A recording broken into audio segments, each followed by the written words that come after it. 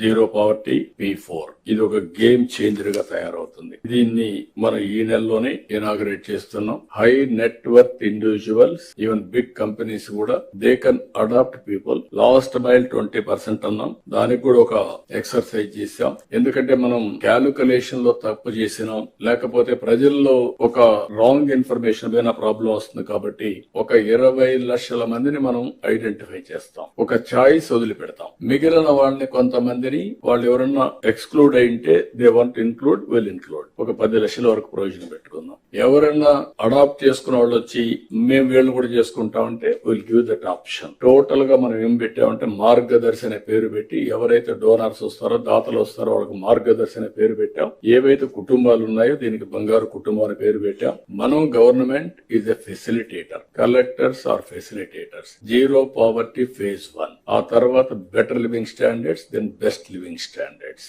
ఏదైతే 54 లక్షల రూపాయలు తలసరి ఆదాయం 2047 ఉంటే అప్పుడు కూడా ఆర్థిక అసమానతలు పెరిగిపోయి పేదవాడు నిరుపేదగా ఉండడం కరెక్ట్ కాదు. ఇది కంటిన్యూగా ఎఫర్ట్ చేయాల్సిన అవసరం ఉంది. వీళ్ళు ఒకసారి పైకి వచ్చిన తర్వాత నెక్స్ట్ ఫ్యామిలీస్ ఫోకస్ చేస్తాం. ఎక్కడ ఆ ఫ్యామిలీ మీద ఫోకస్ చేయాలనో ఆ ఫ్యామిలీ వాళ్ళు అడాప్ట్ చేసిన బంగారు కుటుంబం మార్గదర్శి ఇద్దరు కలిసి డిసైడ్ చేస్తారు. వాళ్ళు పైకి వచ్చిన తర్వాత ఓసారి బాగా ఎడ్యుకేషన్ మీరంతా ఉన్నారు, మనం కూడా మామూలు ఫ్యామిలీస్ ను పుట్టాం. Over a period of time మనకు ఒక అవకాశం వచ్చింది, మనం పైకి వచ్చాం. మనకంటూ ఒక సమాజంలో ఒక స్థానాన్ని ఏర్పాటు చేసుకోగలిగాం. అంటే అలాంటి వాళ్ళు ఓన్లీ 1% ఉంటారు. ఇంకా చాలా మంది మీతో పుట్టిన వాళ్ళు, నాతో పుట్టిన వాళ్ళు ఊర్లో పేదరికంలో ఉన్నారు. Is it not our responsibility? It is a social responsibility కింద అందరం కూడా ఆలోచించారు. ఇక్కడ కావాల్సిన వనరులు కాదు, మేనేజ్మెంట్ స్కిల్స్ కావాలి, బ్యాండ్ విత్ కావాలి. ఆ టైంలీ వాళ్ళకి గాని ఆలోచన విధానాన్ని ప్రభావితం చేయగలిగితే ఒక నిర్ణయం ఇట్